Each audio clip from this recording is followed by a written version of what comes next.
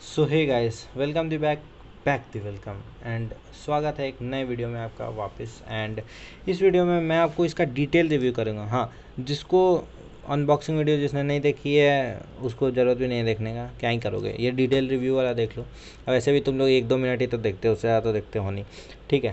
लेकिन मैं इसमें जो पॉइंट्स मैं बताऊँगा ना, वो पॉइंट्स काफ़ी ज़्यादा इंपॉर्टेंट है, ठीक है। इसमें एक चैप्टर को तो मैंने थोड़ा डिटेल में इसलिए क्योंकि मैं सोच रहा था कि इसका जो हर चैप्टर वाइज मैं क्या करूँगा आपको समझाऊँगा, तो इसलिए उसको मैंने बढ़िया डिटेल में पढ़ा और बाकी सब चैप्टर्स को भी मैंने बढ़िया से देखा है, पढ़ा है और इसके ऊपर नोट कुछ नहीं किया अभी तक, लेकिन इस वाले में मैंने नोट कर लिया है बेसिक मैथ्स, क्योंकि मैं चाहता था कि मैं ये आप लोगों को बताऊं, मैं आप लोगों को ये पढ़ाऊं कि कैसा है कैसा नहीं है। और अगर आप लोगों को पढ़ना है तो आप मेरे को बता सकते हैं, ठीक है। कमेंट कर दीजिएगा और मैं बाकी पढ़ा दूंगा बढ़िया से पढ़ा दूंगा। ऐसा नहीं है कि हाँ भाई पूरा एम आर सर स्टाइल में पढ़ाऊँगा, क्योंकि एम आर सर जहाँ से है वहीं से मैं हूँ, ठीक है। मैं भी मोतिहारी से हूँ, एम आर सर भी मोतिहारी से हैं, ठीक है। तो चलिए देखते हैं क्या है सीन इस बुक का। तो देखिए ये जो बुक है अपना, ठीक है। फिर पहले तो फिजिक्स वाला की तरफ से आता है, ये आपको ही पता होगा क्योंकि ये एम आर सर का बुक है, ठीक है। और एम आर सर को कौन नहीं जानता है, ठीक है। जो नहीं जानता है वो जाके चुल्लू भर पानी को ऐसे कटोरी लीजिए जाके और उसके अंदर डुबकी मार के, ठीक है ना। तो देखिए इसमें जो कंटेंट है बहुत सारे हैं, ठीक है। मतलब कि पूरा हर एक चैप्टर को तोड़ तोड़ के लिखा है। ऐसा नहीं है कि हाँ भाई सबको एक में ही मर्ज कर दिया, जैसे बेसिक मैथ वेक्टर को अलग रखा है, चाहते तो सर दोनों को मर्ज कर देता, ठीक है। इन दोनों को मर्ज कर देते और motion in 1D motion in a plane दोनों को मर्ज कर सकते हैं, लेकिन नहीं किए, ठीक है। इसलिए मैं बता रहा हूँ ये बुक अच्छी है और इसके 1-2 नुकसान भी मैं बताऊँगा, मतलब कि 1-2 चीज़ जो मैं बताऊँगा, लेकिन उसको आप लोग खुद से सुधार सकते हैं इस बुक के खुद के राइटर बन के। यानी कि एम आर सर का तो लिखा ही हुआ है, उसमें आप भी अपना एडिशन कीजिए। जैसे कि मेरे पास है ये, ठीक है। इसको लगा लगा के मैं इसमें एडिशन कर सकता हूँ, ठीक है। और ये ज़्यादा महंगा भी नहीं मिलता है, 40-50 रुपये का ही मिलता है बस, ठीक है। तो देखिए मेरे पास ये बुक भी है, ये है एलन का हैंडबुक, ठीक है। ये एलन का हैंडबुक है, ये देखिए कुछ ज़्यादा ही पतला है। और ये देखिए दिख रहा है, यानी कि इसमें पूरा ये जो सर लिखे हैं ना, class notes in handwritten format, लेकिन ये कंसाइज है। यहाँ पे गौर से पढ़ लीजिएगा, क्लियर एंड कंसाइज कॉन्सेप्ट्स, यानी कि कॉन्सेप्ट जो है आपके वो कंसाइज यानी कि उसको कंप्रेस करके लिखा हुआ है। यानी कि डिटेल में तो है लेकिन उसको कंप्रेस करके लिखा हुआ है। जिसने नहीं पढ़ा है वो चैप्टर, उसके लिए तो ये बुक नहीं है, लेकिन जिसने पढ़ा है उसके लिए ये बुक ज़रूर है। यानी कि अगर आपको ऊपर ऊपर से चैप्टर का पता है ना कि क्या सीन है, तो आप ये बुक पढ़ के आप चैप्टर को पूरा एकदम महारत हासिल कर सकते हैं। तो चलिए इसको मैं बताता हूँ। जैसे देखिए ये सबसे पहले सर बाइनोमियल थ्योरम पढ़ाएं, ठीक है। उसमें देखिए उसमें क्या है सीन, जो क्लास नोट्स में सर क्या करते हैं 1-2 चीज़ एक्स्ट्रा लिखाते हैं, जैसे कि 1/3 का वैल्यू क्या होता है, 2/3 का वैल्यू क्या होता है, ये भी यहाँ पर सर ने लिखाया ही है। देखो मल्टीप्लिकेशन विथ फ्रैक्शन, ये सब चीज़ पहले सर लिखवाते हैं, लेकिन इसमें क्या है, इसमें बाद में है, क्योंकि इसमें बाद में ज़रूरत पड़ी है, इसीलिए सर बाद में लिखवा दिए। जैसे कि ये देखिए बाइनोमियल थ्योरम है, इसमें एम आर का फील एम आर स्टार का फील अलग होता है, ठीक है। ये जिसने वन शॉट ये सब देखे सब में ये सर बताते हैं, ठीक है। जैसे कि ये आपको लग रहा होगा लल्लू क्वेश्चन है, एक बार करके देखिएगा ना भाई हालत ख़राब हो जाएगा, क्योंकि इसमें जब तक आप एक्स की पावर एन को बाहर नहीं लेंगे तब तक ये क्वेश्चन सॉल्व नहीं होगा और ये गलत हो जाएगा आपका, ठीक है। तो इसीलिए ये सब चीज़ जो है ना वो इंपॉर्टेंट है। जैसे यहाँ पे एग्जांपल नोट करना इंपॉर्टेंट है कि बाइनोमियल का एग्जांपल, क्योंकि जीपी सीरीज़ का तो सर एग्जांपल दिए हुए हैं, ये बाइनोमियल नहीं एपी सीरीज़ है, एपी सीरीज़ का एग्जांपल सर नहीं दिए हुए हैं, तो आपको खुद से नोट करना होगा।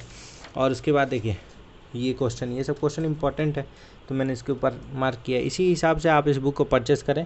421 रुपये के लगभग में ये बुक की कीमत है और कोई ज़्यादा महंगा नहीं है, क्योंकि ये बुक काफ़ी सुंदर है। अगर आपको मन नहीं भी कर रहा है ना पढ़ने का, तो इसको देख के भाई पढ़ लेंगे। और उसके बाद इसमें जो लिखा है भाई, क्या लिखे हैं सर, मतलब गजब लिखे हैं, गजब। देखिए मैं दिखाऊँ, एक चीज़ दिखाऊँ देखिएगा मज़ा आएगा, ठीक है। सर जो क्लास में बोलते हैं ना वही, ये देखिए, अगर कोई गधे पर बैठा है तो गधा जो हुआ वो फ्रेम ऑफ रेफरेंस है, उसके ऊपर जो बैठा होगा वो ऑब्जर्वर है, समझे। यानी कि कोई गधे पे बैठा है, ये सर चीज़ सब कुछ इसमें लिखे हुए हैं भाई, A to Z चीज़ लिखे हुए हैं। और ये नोट्स आईपैड से बनाए हुए हैं। आप लोग सोचेंगे ये कौन सा हैंड रिटन फॉर्मेट है भाई, तो ये आईपैड से सर लिख लिख के बनाए होंगे, ठीक है। उतना तुमको क्या ही पूछना है भाई, ठीक है ना। तो इसमें देखिए इसमें बहुत सही से लिखा हुआ है। जैसे यूनिट डायमेंशन में आप जाके देखेंगे वो चैप्टर में भी काफ़ी बढ़िया से सर लिखे हैं, और ये सब हाईलाइट भी करके दिए हैं कि इंपॉर्टेंट क्या है क्या नहीं है। ये यूनिट डायमेंशन में है, ये बहुत इंपॉर्टेंट यहाँ पर ये चीज़ है, ये आगे में लिखा हुआ था लेकिन मेरे को याद आया ये पढ़ते पढ़ते, तो मैंने यहाँ लिख लिया, ठीक है। वैसे ही आप चाहे तो बहुत सारा चीज़ में ऐड कर सकते हैं। एक बढ़िया से ये ख़रीद के, ये जो है क्या इसको स्टिकी नोट्स बोलते हैं ना, इसको ख़रीद लीजिए और उसके बाद आप इसको इसमें ऐड करिए, खुद से ऐड कीजिए, अच्छा रहेगा आपके लिए। और इस बुक को एकदम बढ़िया बना दीजिए। इसमें जैसे कि मैं बता सकता हूँ कि इसमें बहुत अच्छे अच्छे से लिखा हुआ है। जैसे ये सब जो है ना डायमेंशनल फार्मूला, देखिए सही सर, एक बात तो सर सही कहे थे, बिल्कुल यूनिट एंड डायमेंशन जो है ना एम आर सर से ही पढ़ना चाहिए भाई, क्योंकि एम आर सर जो है ना वो ऐसा पढ़ाए हैं तुमको, ऐसा डायमेंशनल एनालिसिस किए हैं कि भाई साहब मैं इस चैप्टर का भी क्वेश्चन है ना, मतलब मैं किसी इस चैप्टर का क्वेश्चन है ना उसको मैं यूनिट डायमेंशन से कर सकता हूँ, अगर उसमें ऑप्शन में डायमेंशन अलग दिया हुआ है तो। और तुम काफ़ी, अगर तुम फार्मूला भूल गए, जैसे काइनेमेटिक्स में एच का फार्मूला है, ठीक है, एच का फार्मूला तुम भूल गए मान लो, तो तुम यूनिट डायमेंशन से ही निकाल सकते हो कि हाँ भाई उसमें मतलब टाइम पूछा है तो टाइम का अगर एच का फार्मूला होगा तो एच तो आएगा अपना मीटर में, ठीक है। तो अगर उसमें तुम गलत फार्मूला डालोगे तो उसमें मीटर स्क्वायर या मीटर पर सेकंड में आएगा, तो वो तो गलत फार्मूला हो गया। तो उसे तुम एनालिसिस करके अपना फार्मूला को भी स्ट्रॉन्ग कर सकते हो। ये बात बहुत ही सही है, ठीक है।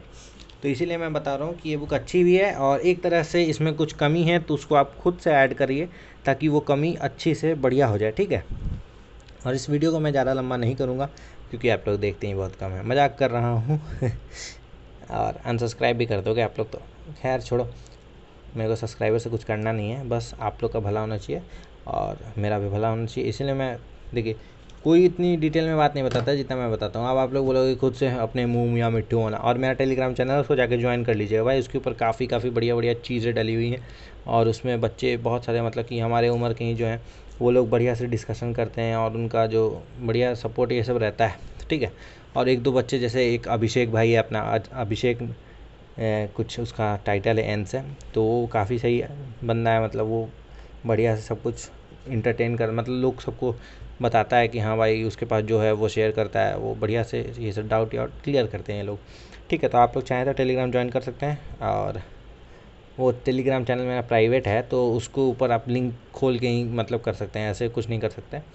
तो चलिए इस वीडियो को यहीं पे एंड करते हैं, और मैंने तो काफ़ी चीज़ बता दी इस बुक के बारे में कि ये बुक कैसी है और कैसी नहीं है। अगर आप चैप्टर को एक बार पढ़े हुए हैं ना, एक बार, मतलब कि रोटेशनल मोशन आपको नहीं आता है, मैं मानता हूँ नहीं आता, चलिए कुछ नहीं आता आपको रोटेशनल मोशन में, कुछ भी नहीं आता है, ठीक है, बस लेकिन आप एक बार कभी ज़िंदगी में आपने एक बार रोटेशनल मोशन पढ़े थे, कभी भी अगर एक ज़िंदगी में आप एक बार भी रोटेशनल मोशन पढ़े थे ना, तो ये पढ़ने के बाद आपको उसका कॉन्सेप्ट क्लियर हो जाएगा। क्वेश्चन नहीं सॉल्व होते भाई, आधा लोग तो यही बोलते हैं फिजिक्स में क्वेश्चन नहीं सॉल्व होते हैं मेरे, जाएंगे टीचर्स के पास बोलेंगे क्वेश्चन तो सॉल्व ही नहीं होते हैं।